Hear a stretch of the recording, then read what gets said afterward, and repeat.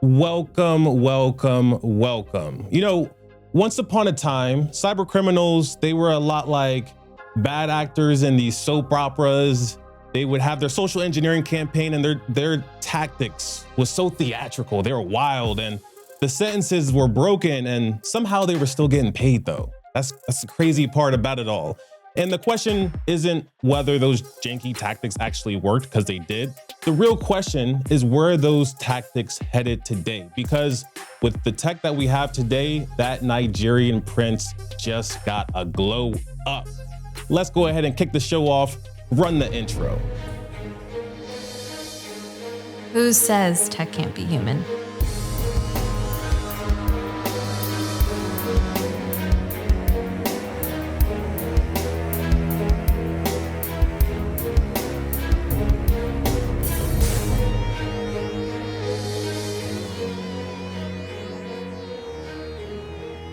What's going on, Hacker Valley fam? Welcome back to the show. I am so excited for this episode because one of the things that is on the top of everyone's mind is artificial intelligence. We've been talking so much about AI, how we can build AI into our security programs, how we can stop the adversary from using AI against us and use AI against them. But I'm here today with someone who's doing some really amazing work in the field because he's combining several different industries and problems in the cybersecurity space.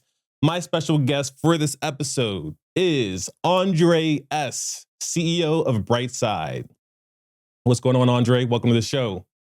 Thank you for having me. Hi. Glad to have you. I want to just get right into things and talk about Brightside. When we first met, you told me all about the company. You actually gave me access to the product, which I greatly appreciate. It's always nice to see what leaders in the space are doing. But I thought how you founded your company was kind of unique. So I wanted to start there. Tell us the origin story of Brightside. Yeah, so I'm from the AI space, what they call it right now, right? It's from the machine learning part. And about 2 years ago, we were sitting and just looking at all those AI models come about, especially looking very closely at open source models. And that was just obvious to us that the access to those models without any gatekeeper, because you don't need to ask anyone's permission to run those open source models. I have one, I have an offensive open source models running on my Mac right now. It was obvious that this was a recipe for mass AI fraud.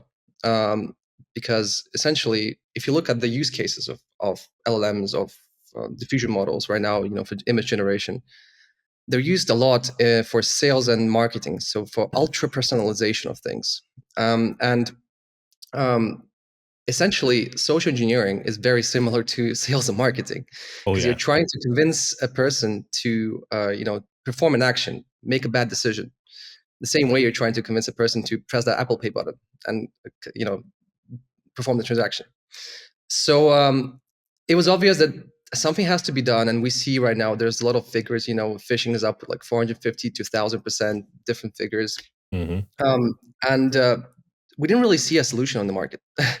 So the only thing that we saw was just awareness trainings, like do cyber awareness trainings, mostly for compliance.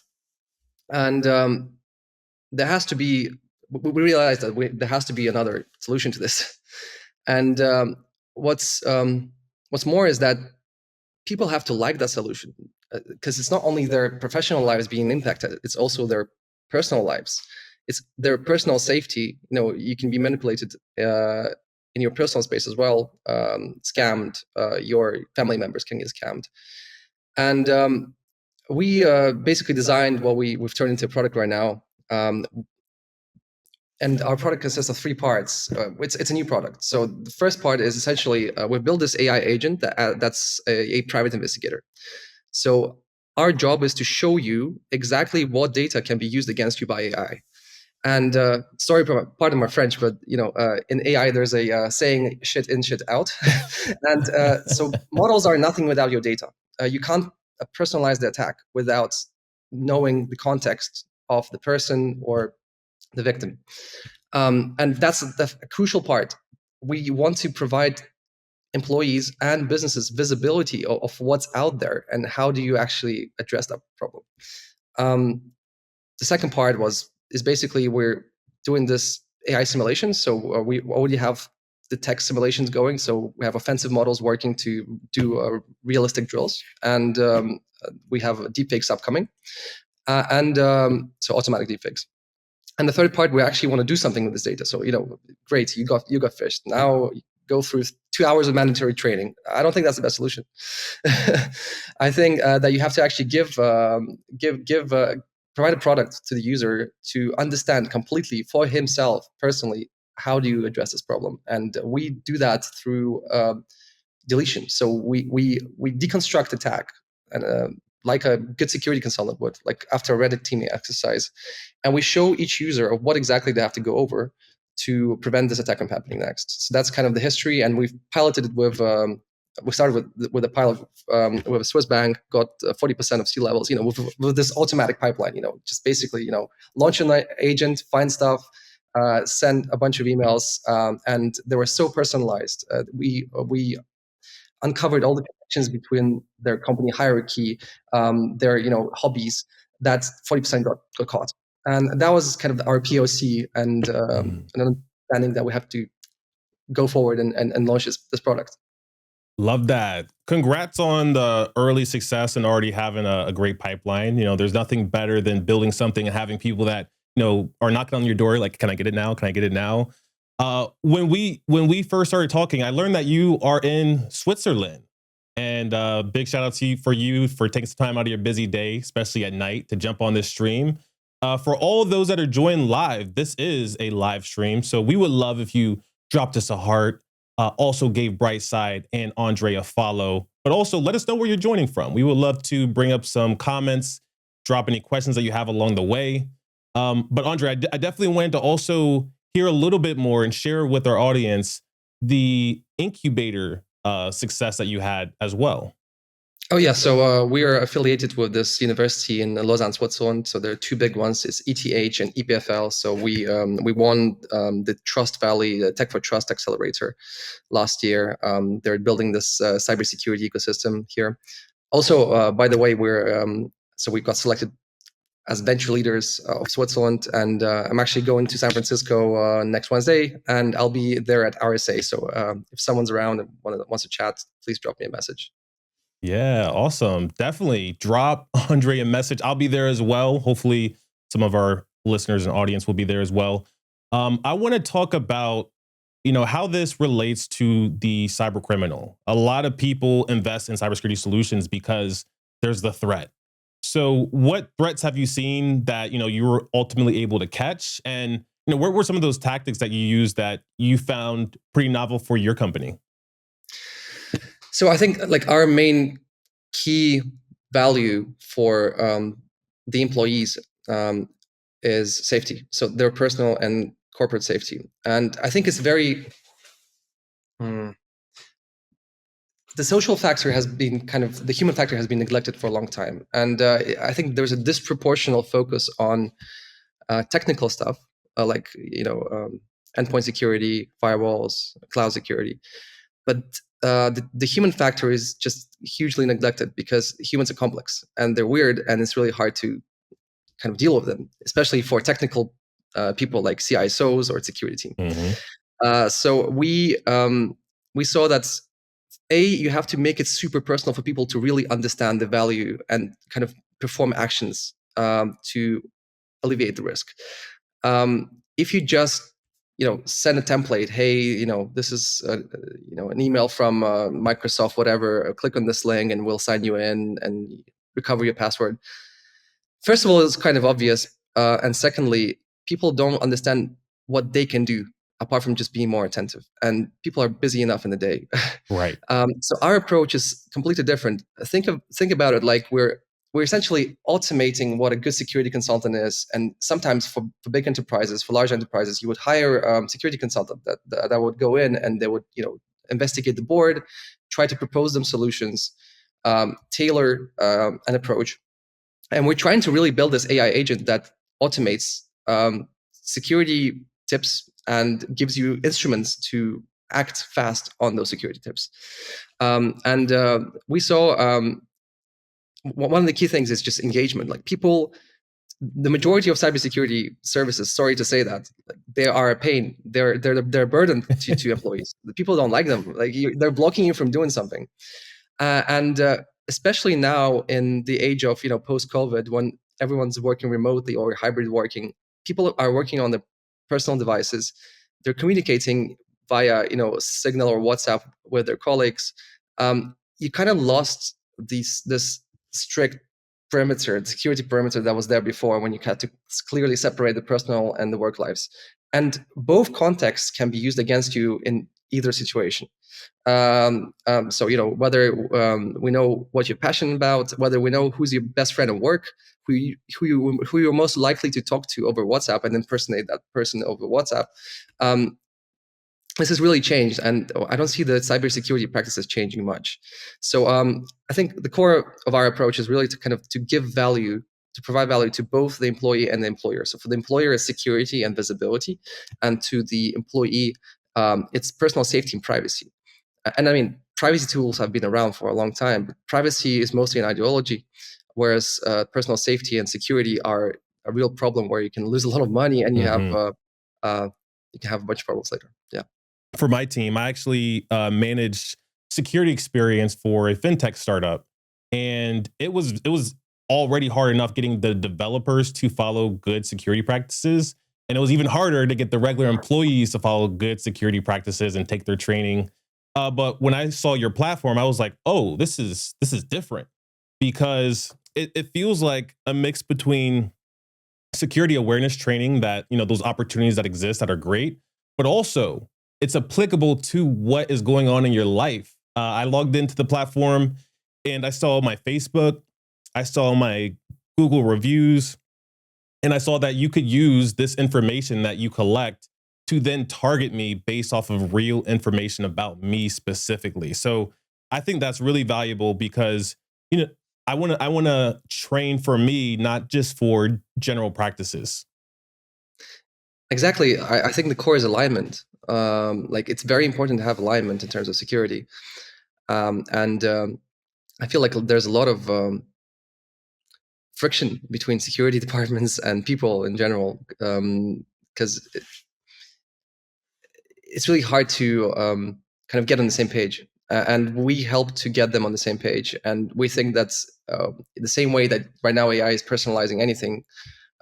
There's even rumors about the whole feed of Instagram being generated as you go. So like they'll look at Yeah. place and you'll scroll. So what happens when everything is like all the messages in your inbox are generated? What happens next? That was just kind of a fundamental question we were asking ourselves. And here, it's shocking to the employee. It's shocking to the security department, and there has to be a certain companion for both of them to make sense of it and to align them together. So I think it's very important. Is there any indication that we have of cyber criminals using tools like Perplexity? When I gave a keynote for Cybersecurity Awareness Month, the use case that I showed was Perplexity. You can go in and type in Ronald Eddings and say, draft me an email to Ron, and talk about the things that he's most interested in. And that tool, Perplexity, is great. But I wonder, are these tactics actually being used and by the adversary, or are these more ideas that are just floating out right now? Anything that's used for market research or marketing research or sales research or lead generation, lead augmentation is used by the bad guys. So all the tools available, there are a bunch of data brokers like Clay and all those systems where you can enrich your leads to, add whatever information you want. And then you can use ChatGPT to augment those fields. It can give you a very good overview of the target. We went to a different approach. So we don't use the classic LLMs to actually go over the personal data, because LLMs are actually quite bad at personal data. They're not trained on personal data. Right. So we've developed our system, which is a hybrid system. So we have AI agents basically going out and trying to find stuff about you, but we also have a proprietary engine that finds specific personal data, and it's very good. So we can use, like, just an example, right? it's more than 200 parameters, including facial recognition, including voice, including the phonetic spelling of your name, all those things. So all things that are available as products right now, they can be used by hackers, and especially all those tools that are available via API are even more used by hackers. So the point, if you are a cyber businessman, a cyber criminal, and that's your business, you are essentially trying to find the cheapest way to attack and the highest kind of cash you can gain from that attack. And you're trying to really automate, and the key here is automation. So before, targeted attacks were always a thing. Like, you could always target people, and we know a lot of cases, especially with deepfakes recently, of companies getting hacked by the hackers really doing their research. And Sam Altman talked about like 5 different levels of AI, and there's the chatbots, and there's the you can like research, and then there's agents, and this agent part is the crucial part. So we're hearing agents everywhere right now. Oh yeah. And what agents are allowed to do is to automate a pipeline and do what you can do only once a day. You can do it 500 times for the fraction of the price. And it's always about those barriers, raising barriers for an attack. And I think that's a problem, especially if those AI models and those tools are open source, because there are no gatekeepers. Like, there's a bunch of companies talking about watermarking deepfakes. Okay, great. That only works if you generate deepfakes via the tools like Google's tools or via commercially available tools. Right now, you have good deepfake models that were developed by Chinese that could be launched on a last generation Mac, and I don't need to ask anyone's permission to do that. In the same way, let's go. Yeah, in the same way. So today, Grok 3 API came out. Today. Today. Yeah. Oh, okay. Breaking news. Just came out. I just read on Twitter. Yeah, on X. Sorry. And essentially, if you go and chat to Grok and you ask it to write a very bad email threatening a victim, harassing them and forcing them to send you something over, like Bitcoin over, it will do it. There is no refusal. So there's actually no refusal for that model, and I see a tendency of, especially open source models, basically give it up on alignment. The reason being, if you have access to weights of the model, of the AI model, there's a technique called obliteration that you can use to actually completely uncensor it. So whatever ChatGPT is telling you, I can't do this. This request is too sensitive. There are ways to actually get that alignment off and make the model offensive. Any open weight model. I have to jump in for a second to share some details about our sponsor for this episode, Brightside AI. We all know that AI-powered threats are evolving faster than ever. And imagine this, an attacker scans the internet, they find your CEO, they find all of the public videos and recordings of them, and in minutes, they create a perfect deepfake impersonation to scam your entire workforce. Brightside AI helps with exactly this. They help companies stay ahead of AI-driven cyber threats by securing not just your technology, but also all of your employees. You can try a demo of Brightside AI and see it for yourself. You can learn more by visiting brside.com. That's brside.com. Thank you, Brightside AI, for sponsoring this episode.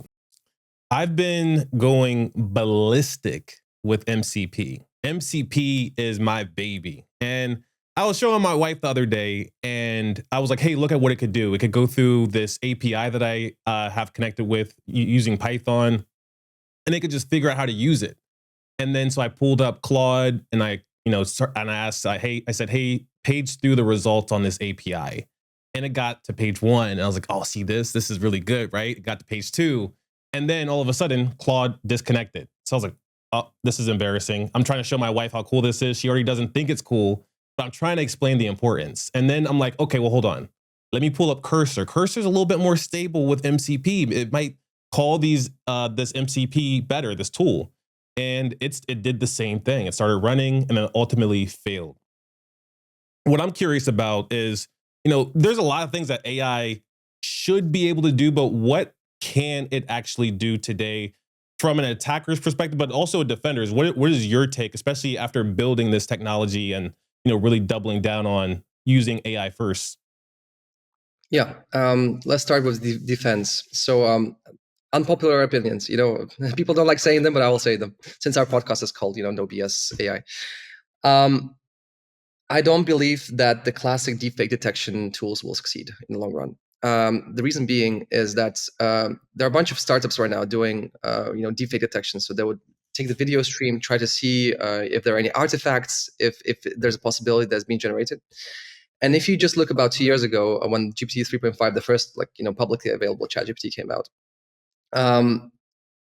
there were a bunch of companies trying to build GPT detectors, and most of them failed because the higher the complexity of generating model, it's called GAN in machine learning. There's like a generator and there's a discriminator. So how do you how does one tell apart whether it's real or it's fake? So the higher the complexity of the model, and with time, the models are only going to get better. The harder it is to look for those artifacts and those defects in text or patterns in text. And that's why I don't necessarily believe that just looking at the video stream or analyzing the voice or looking at the text is going to solve the issue at all. Because essentially a video is just a collection of pixels, and it only takes the model to be so good to make each pixel perfect. Second unpopular opinion is that there's a second way to detect deepfakes and all the social engineering attacks, and that's looking where it came from, and that's important. And that's what a lot of email filters are based on. They're looking at the block lists, trying to analyze the content. But the issue with that is you can always spin up a new proxy, and definitely you can always spin up a new domain. And the issue here is the spam filter or deepfake filter, whatever you call it, does not have the context that you have. So if we just go back in the days when internet just became a thing, and hackers were targeting like stock exchanges and banks, and then stock exchanges and banks got email filters. After email filters, people started to do cybersecurity awareness. The reason being is that you have more context to differentiate fraud from not fraud if you're well trained than the email filter.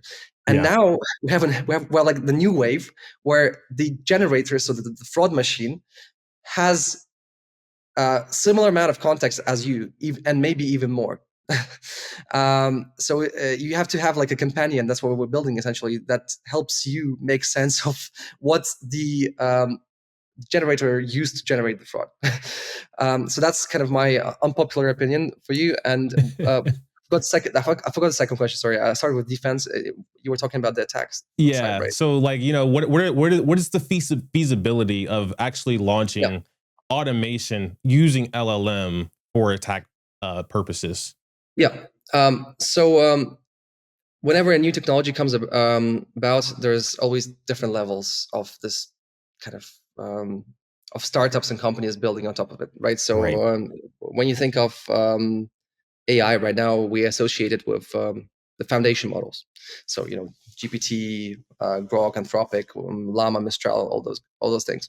So a foundational model is something. It's a good generalizer, and then right now the hype is all about agents. So agents are pieces of software that do certain tasks for a certain use case in a certain industry, and if you break the action you want it to perform step by step and really kind of dedicate your time to training this agent, they can become really good. And one of the examples is Perplexity. So Perplexity Deep Research, you mentioned it, is an agentic system. So it has you make a query, it generates a bunch of hypotheses, then it goes makes simultaneous queries to the search engine, analyzes them, and then in the end it brings it all together and tries to reason through it. So with reasoning models, that's how it works under the hood. If I simplify it, and they've done quite a good job for research.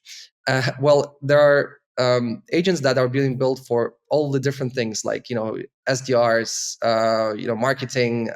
Oh yeah, And I'm and they're pretty getting sure better. some. Sorry. And they're getting better. Yeah, and I'm pretty sure someone's making one for the person search, right? To go with victims' data. So I think there is you shouldn't underestimate it. And also, you talked about MCP servers. So recently, Meredith, the president of Signal, wrote a really nice white paper about how MCPs are the biggest threat to privacy that we have that we've had for a long time. And with that, what I want to say is that people are traditionally making decisions in companies and their lives. And if you outsource too much of decision making to the agent based on trust, it's very dangerous, especially if the agents can perform actions on your behalf.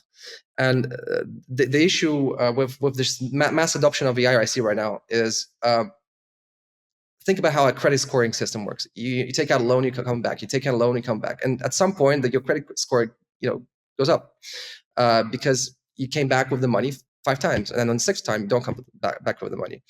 And just think of like very important pipelines, processes, automation processes in your company, and AI is just it's a statistical model. Like it is not. It has a probability of failure, and if you have a lot of them in chain, there's this like complex. There's this percent, which was 1% in the beginning. If you go through a lot of cycles, it becomes like 100% mistake. So I see this as a huge risk, and I think that like one of the things that we're trying to achieve with Brightside is kind of really trying to show people that you shouldn't trust machines without understanding what they're doing and what access they have. And that's essential because people are generally good people, and they're generally trustworthy, and we're used to that. Whereas if you have 2 psychopaths in the building, you might not know who the psychopaths are, but at some point you'll meet them and you'll get burned.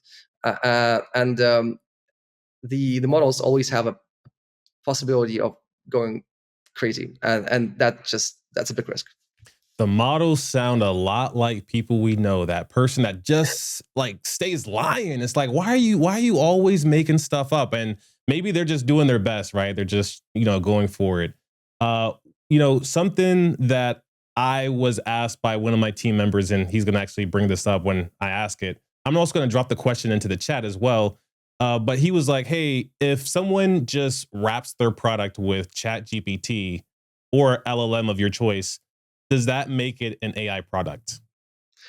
I don't think so. I think models are becoming commoditized right now. Whenever you're building any products, one of the key things is really kind of listening to your customer needs and solving a particular thing really well. As I said, models are good generalizers. Like essentially what an LLM model is just an imprint of the things it got trained on. It's a pattern recognition engine. That's all it is. Like, let's debunk this once and for all. It's a prediction engine that predicts the next word or a sequence of words. So it got taught on a large number of data, and it can extract the patterns from that and give you an output. So prompt is an input to that, and then it would kind of find the most common response to that prompt. So we shouldn't really kind of be praising those models like they're finished products. I think they're good for a lot of things, and actually, I think a lot of kind of boring tasks can be already automated with generalizing models like ChatGPT, like Grok. But if we want to solve specific models, they need specific problems. We need specific and very fine-tuned, tailored agents or models, and that's what makes a product. At least the technical side, and then you have the UI UX, whether it solves your problem, whether it runs fast, and all this stuff. So you were mentioning that there's three major components to Brightside AI, your product. And typically when the buyer is interested in buying something, they have to first do a little bit of a hypothesis, show some level of research or information for their stakeholders, and then they ultimately get budget. let's say they had to build out one of the components of your product on their own. Which component would you say is the most approachable that people can get some reps in without, jumping straight into working with the vendor? Yeah, I mean, one of the easiest things is, if you have enough time, and if you have um, time to spare, and then you want to make spare phishing campaigns. There are a bunch of our competitors in the awareness space doing that. You could just pull up ChatGPT API and try to make a tailored attack to each employee.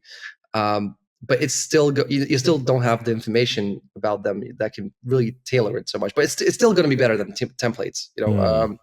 Um, and I would say, like, one of the hardest things is actually getting the right data for the right things. So like, I'll give you an example. How do you automate voice sample gathering for 10,000 people? Well, it's a really hard problem. And you might do it for 1 or 2 people, and internal security teams might be able to do that manually for 10 people of 10 C levels. But then you just don't have any visibility of the other 10,000 people.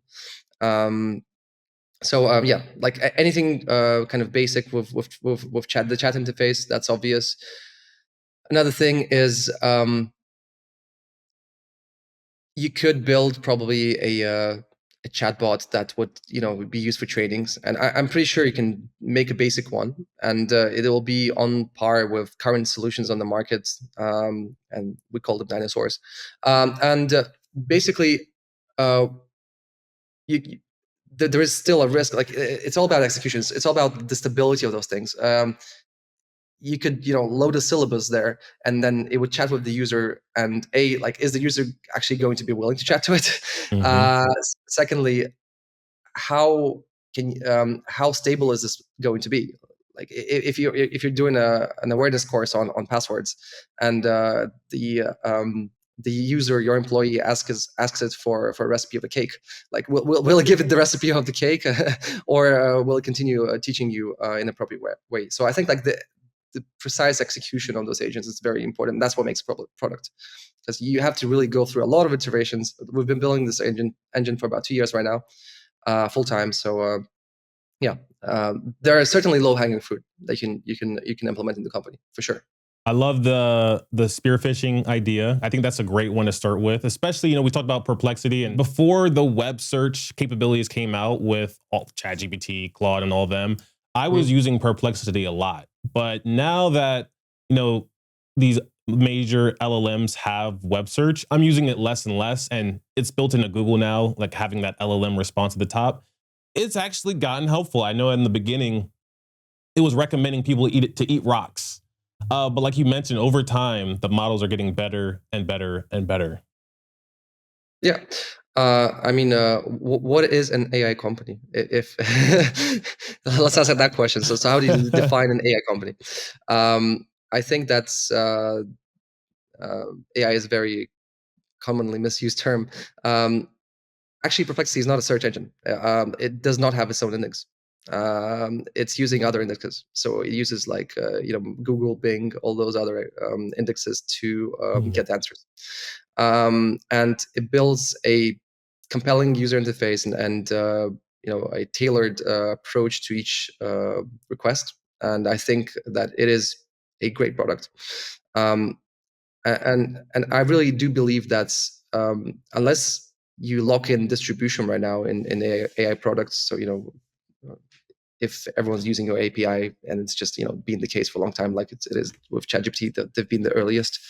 You really the models are really starting to become commoditized. You can do most things you would want on an open source Llama 4 that recently came out. It's better than GPT-4. It's better than GPT-4o. So what is an AI company? A bunch of frameworks I would bundled in define it together. as, sorry? A bunch of frameworks bundled together. Yeah, exactly. It's a certain way. I think it's just a certain philosophy to. There's a job to be done, and you want an outcome, and you want results. So how do you automate this in the most efficient way? And if you can automate it, 100 times better than all the competitors using any technology, and including machine learning. I think it could be called an AI company. What are your outcomes? Like I'm sure there's like some things that you're like, I do this better than anybody else, and people call me for that reason. What are the things that people expect after working with you? I think it's really like by doing a lot of pilots and having clients, we've realized what are the most common kind of the low hanging fruit. What are the best ways to get rid of the majority of human risk? I'll give you an example. Like there's so much, so many new vectors of attack. So attack vectors. We call them attack vectors. So for us, an attack vector is a basically an AI enabled email, phone call, deepfake, whatever. So much of this can be solved with really simple privacy settings or changing your profile pictures. So it's really hard. It's harder to match data. So I think like what we got really good at is the search in the first place. Like usually you would pay a couple of $1,000s to a private investigator to sit down there and make hypotheses like, hey, this is wrong. How do you like find his LinkedIn? How do you match it to his personal life? From his personal life, how do you find his data leaks? And how do you find the his favorite coffee shop and his best mates from school? And then how do we find this best mate's number? And how do we call him from that number with his voice? So that's kind of, I'll give you a rough example of how our attacks goes. I think we're really good at giving this visibility. Fast. So we can provide results in our B2B demo. So the link here is for the personal demo. It's a little bit less powerful than the B2B side. We can really give you an overview of all of your 10,000 people and all the risks in an anonymous form. It's really important. We started with privacy actually. Like we were really passionate about privacy, and we really want to not expose too much stuff to the employer if it's not necessary. So we would give the tip. For example, you might have a certain affair at work, or you might have a certain I don't know, dating accounts, and you're married, and we had clients like this. But like it's none of the employer's business, and we are not a strict KYC kind of product. Like our goal is to increase cybersecurity. So we are going to tell the employee like, hey, you have a problem here, and you better solve it. And here is what you need to do about it. But we're going to show that like the company that there is a risk here, and the person just solved this risk, and you're fine. So yeah, and that sort of information can be used for ransomware. Just an example, right? Yeah, ransomware, blackmail. Like we saw that with the whole Ashley Madison scandal. Like, and I think that was also part of Have I Been Pawned as well. Like, people were using their work emails, and that was escalating up. Like you're mentioning, like if it's my personal though, like maybe I should separate church and state from like a security monitoring perspective. If people have to pay for every single subscription out there, like we already are, they might not use it. Yeah. So we do provide family accounts for free. And there are a couple of reasons. First of all, it's when the person sees value for themselves, they immediately are trying to kind of apply it to their families because that's the most precious thing for them. So we believe that's by providing the service to the families of the employees, we can really kind of show value to them and gain trust that look, we're taking care of this. Secondly, I think that the families are also your security perimeter.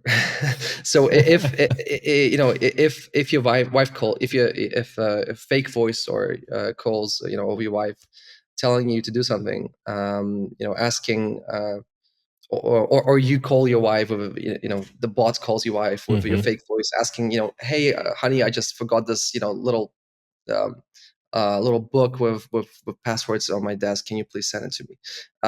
That is an issue for the company. For sure. So that's why we also would like to include them, so that's like the whole perimeter, the work and social lives are secured, and that's very important. There is less and less boundaries between those perimeters. And we believe that the only way you can actually get people to do something about the personal perimeter is with trust, and showing the value in terms of personal and family safety. When did you start your company? Yeah, so we started it 1.5 years ago. We had the idea in our head for a long time, but then it was the right time to start. And whenever you start a company, you always think that you're late, and it turns out that we're early. So right now, there's a bunch of there's a lot of news on deepfakes, on new social engineering attacks. So we feel like we're riding the wave now. But a year and a half ago, people thought that we're crazy. Why do this? This is so weird. Like, yeah. I tried the deepfake voices on 2 occasions. One was during Black Hat. We rented a podcast studio, invited some people, and someone brought a deepfake voice of myself. So we called my mom. She didn't fall for it. She did interact with the bot. She was like, "Hey, why are you speaking in your podcast voice? Like this, do you know this is your mom?" And, we had a good laugh. And then about a month ago, I tried it on my employees using our COO, Emily, who you just met. We used her voice and no one fell for it still. How far away do you think we are from those attacks feeling like they're nearly indistinguishable? Because I think that delta is pretty big right now. Yeah. So my answer to this is like, this is exactly why we focus on data and context. As I said, crap in, crap out. So if you just prompt the model, you give it a voice, you clone the voice, and then you prompt the model, "Hey, you are his mom. Call him and tell him X." It's not believable. But then if the model knows that you just came back from Thanksgiving and you were at her house, and what the relationship between you guys are, who you both know, who you've been there with at Thanksgiving, talking about him, this really kind of breaks the trust barrier. So we believe it's all about context, and that's why we focus on this data, like private investigator agent. The more you have, the more context you have, the better you can tune this model to perform those simulations. And that's exactly what the bad guys are doing as well. What are you hoping for over the next 3 to 6 months? What are you hoping to, implement at your company or see in the world of technology? Yeah, so we want to cover all human risks. So our goal is really to be the best tool to manage social engineering vulnerabilities for both private and corporate lives. We want to cover all domains, and we already have 2 of them covered. So the voice part and the email and / messaging part. We are still trying to get our deepfake simulations, the automatic deepfake simulations, meaning that you can actually like launch the deepfakes for 10,000 people simultaneously. We're still trying to get it up to the quality, and we think that we'll be there soonish. And regarding the industry, I hope that's it's not a secret. A lot of the cybersecurity industry is kind of driven by compliance. You want to do the market standard, and you want to then get this ISO certificate or SOC 2, and then you would get a cyber insurance, and you would kind of chill. But I believe that those threats, they are accelerating at a crazy rate, and before the new compliance standards, and we see some compliance standard like NIST and adopting those AI defense against AI threats. We hope that people also security personnel, they would kind of extrapolate this progress of where AI came from and what it is now, and how you can generate like a lot of things. And I hope that they can extrapolate this and be also thinking forward, thinking for the future. And that's I see this as a biggest kind of threat to adoption of AI defense systems. There's always a time delay between defense and attacks, and I believe that we're really close to very realistic attacks happening really soon. And if we don't think about them now, then it might be a little bit too late. I know that this is cliche and FOMO, but really I do believe that's this is happening soon. And like we were proof of that. Like we have an automated social engineering pipeline. We're Right. called Brightside because we're good guys, because we're not dark side. And if we have it, someone's going to make it too. Yeah. I think the future is very bright for you. For anyone that's interested in Brightside AI and also just learning more about Andrey, I would highly recommend connecting, checking them out. I did get to use the product. Like I mentioned, all I had to do was enter in my email address. And then within like 10, 15 minutes, it had a lot of records about me. And I was surprised about my Google reviews. I was like, out of all things, like that's very clever. You know what products that I gave a 5-star to and which ones I gave a 1-star to. So kudos to you and the team. I'm really excited and wishing you all the absolute best. And with that, we will see everyone next time.